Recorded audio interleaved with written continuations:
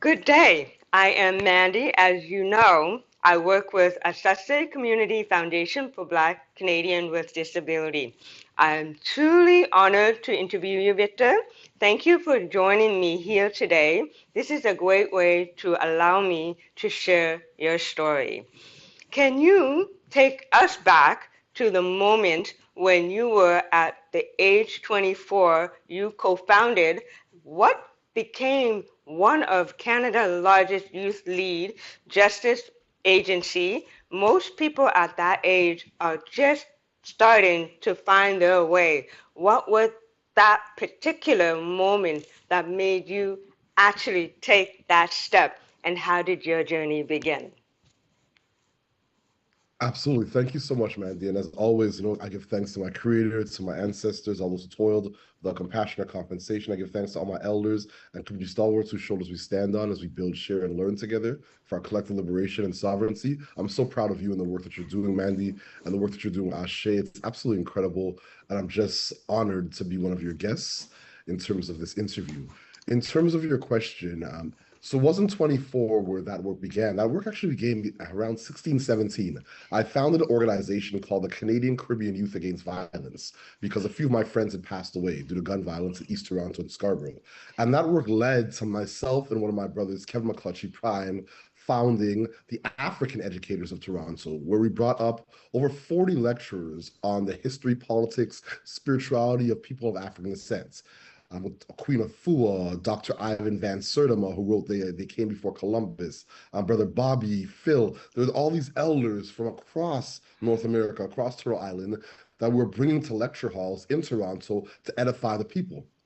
We also founded something called the ABC, the African Book Collaborative, which I ran out of the trunk of my car and the trunk of my brother Kevin Prime's car. And to join the library, or what we call a trueberry, you'd have to donate a book. And it's scaled to over 470 books on the history, politics, spirituality of people of African descent. I actually met my wife at the Marcus Garvey Center for Leadership and Education at 160 Rivalda Road, right by Weston Road and Finch area, Ah, while painting the Garvey Center where we had our books in our library. So there was a journey leading up to the work that I did okay. at 24 when I founded RS. It was actually 23 when I founded it. We scaled and got national attention when we got a significant amount of resources, Okay. approximately $3.5 million to do some incredible work with young people coming out of incarceration to decrease recidivism meaning to decrease their likelihood of going back into detention. We had four reintegration workers, a housing worker, an employment counselor, a mental health worker, administrative staff, and it was very challenging work, especially as young people ourselves. I was still in a position where I was still maturing gradually and trying to find my way and my identity Yeah. and navigating my own trauma based Yeah. off of my lived experience coming up in a very piss poorly urban design community called Scarborough, where a lot of Okay. my friends passed away due to Mm, gun violence. So it was a mm, journey leading up to that work, and the okay. work was exemplary. I give my hats to some of the phenomenal young leaders that walked alongside me on that journey. Okay. I was probably the youngest in the group, and I was the executive director. So that was also something that was interesting. But more Okay. importantly, I was still forming my own understanding of leadership and how to lead. And yeah, honestly, I tried my best, and it was phenomenal work. And I really give thanks to the Creator, the Most High, for giving me that experience Okay. and providing me with the grace, compassion, mercy, and empathy to be Yeah. able to walk through that journey and not come out unscathed, Yeah, I but know. still come out stronger, taller, bigger, bolder, and more tenacious and vigilant to be able to serve my community. Wow. I gotta say, it is so powerful.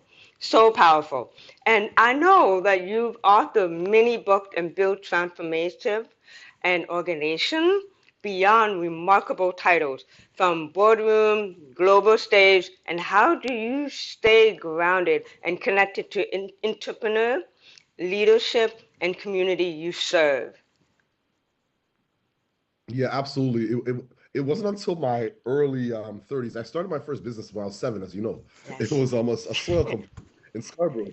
And I Yeah. had multiple paper routes when I was 12. So I've been an entrepreneur from a very young age, very young. Yeah. But it wasn't until my late 20s that I started to really identified that I needed to leverage my entrepreneurial nature in my work around Wow. social impact and social innovation. Mm. Because a lot of times when you are solely focused on social services, um, and you have a family, the numbers don't add up. It's very challenging to raise a family with the resources that you require through basically charitable and volunteer-based work. Yeah. So you have to be entrepreneurial to find ways and means to make sure that you can sustain and maintain some form of sustainable livelihood for your family.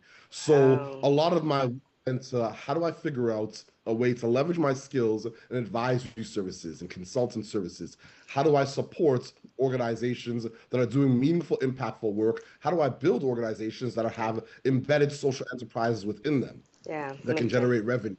Ensure that the people around me have sustainable livelihoods and are in a position to be able to make sure they can take care of their family as well. Yeah. So, in terms of your question around staying grounded, I stay grounded through my wife, Yeah. through my four incredible children, through my parents, through my sisters like you and others who are consistently praying for me, who are consistently working to ensure that I'm in a position to shine my lights in the best way. Yeah. And most importantly, I come across like my beloved mentor and elder, Lisa Arneson. The Most High Mm. always puts me in front of people at different stages and ages of my life that can play a role as a guide, that can play a role as a supporter, that can play a role as a mentor, as an elder, as a leader, to help transform the way I may be thinking about how I best serve, how I best lead, how I best organize or mobilize. So I stay grounded essentially through the people that the Creator puts around me and in front of me.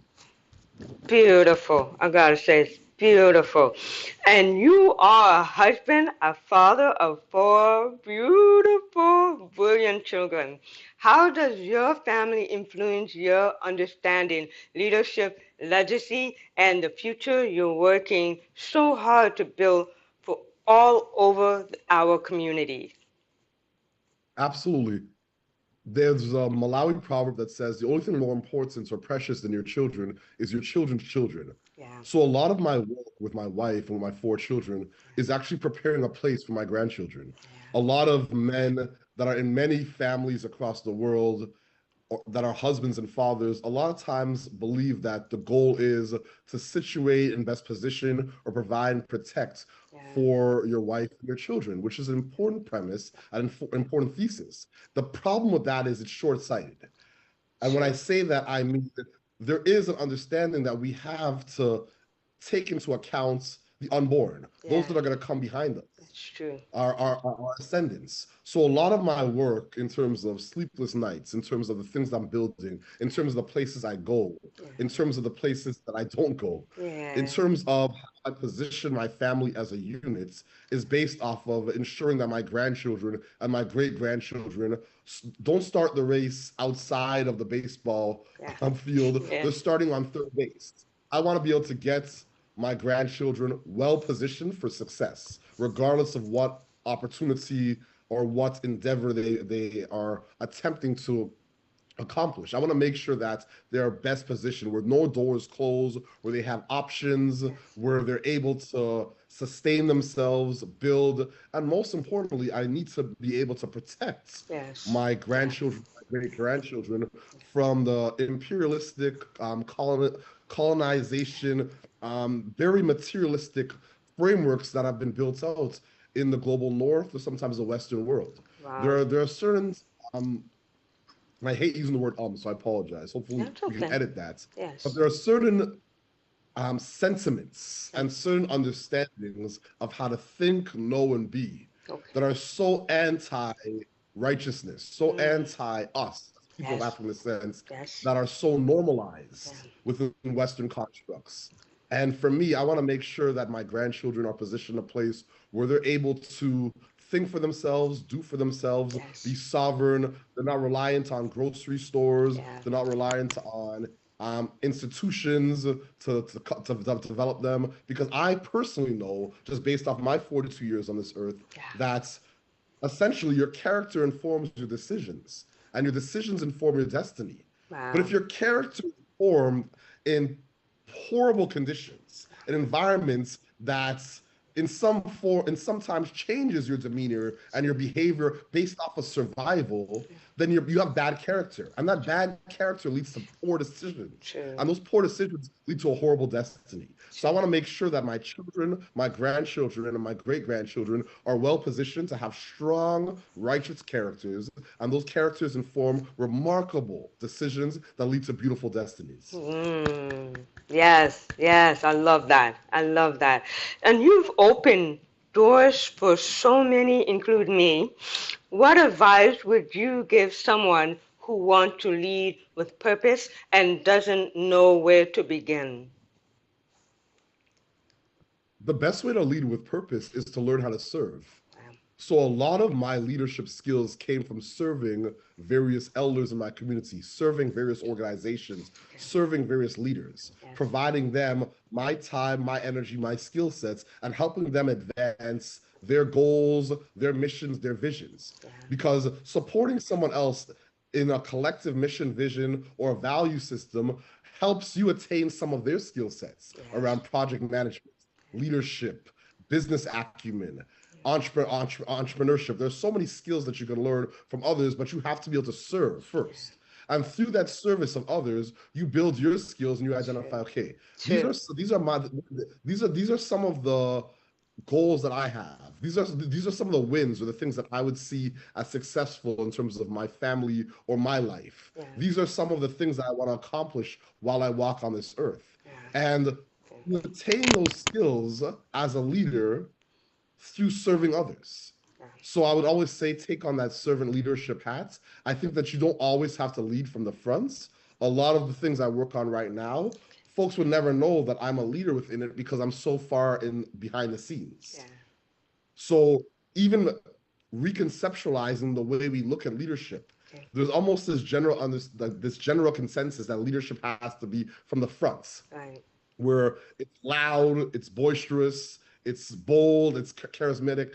But that type of leadership, in some sentiments, is a horrible model because power usually attracts the worst true, and power usually corrupts the best. yeah, So seeking power, seeking fame, seeking dominance is problematic. yeah, So you want to find ways and means to serve in a way where you don't always have to get all the glory. Because at the end of the day, all the glory is for the Most High, for our Creator. The glory isn't for us anyway. We yeah, did not give ourselves the skill sets that we have. yeah, We did not give ourselves the will, yeah, the ability that it came from the Most High. true, So the glory is not for us anyway. And if we do get some glory, we have to recognize that it's not for us. And I think that's a piece around leadership that has to be taught, has to be edified, because in your younger years, in your teens, in your 20s, you want the glory, you want the validation because you believe it's building your confidence. yeah, And that's not a bad thing. no, It is a bad thing when you start believing true, that you did it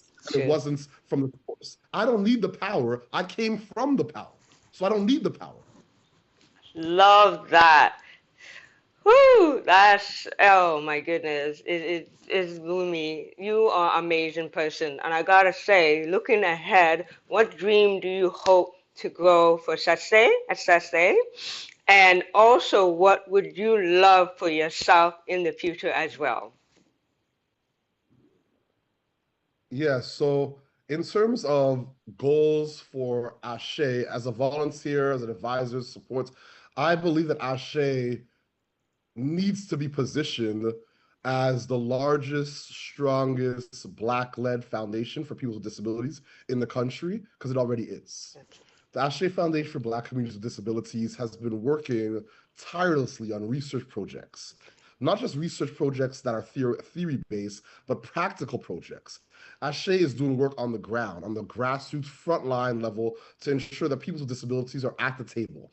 They're for us, by us, led by us framework Okay. and lens is not only supporting the federal government, provincial and municipal governments in understanding how to navigate the intersectional needs and supportive infrastructure of people with disabilities, but it's also, from my perspective, making sure that philanthropic foundations, nonprofits, and charities understand that they can't just check boxes. They actually have to do the work. They actually have to have the policies in place. They have to allocate resources and ensure that no one is left behind. Because Okay.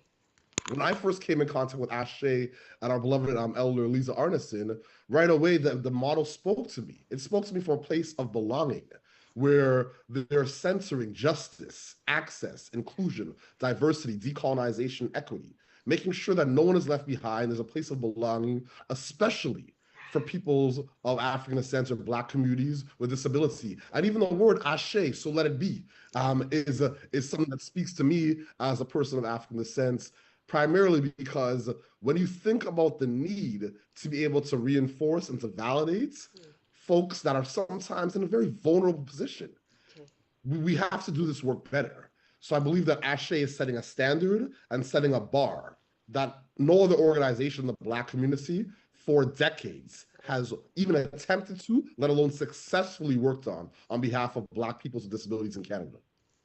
Beautiful. I'm going to say what you do is truly an inspiring reminder. Your voice in all its form, teaching, writing, supporting, just being there is profoundly important. On my personal note, I also want to express my gratitude for your role in helping me join the Ashe Community Foundation, which has me been truly life-changing for me. So thank you for everything you do and sharing your incredible journey with me and others. We are grateful for you, your time. Much love, and I appreciate you. I appreciate you, love. Thank you. Yes. Mwah.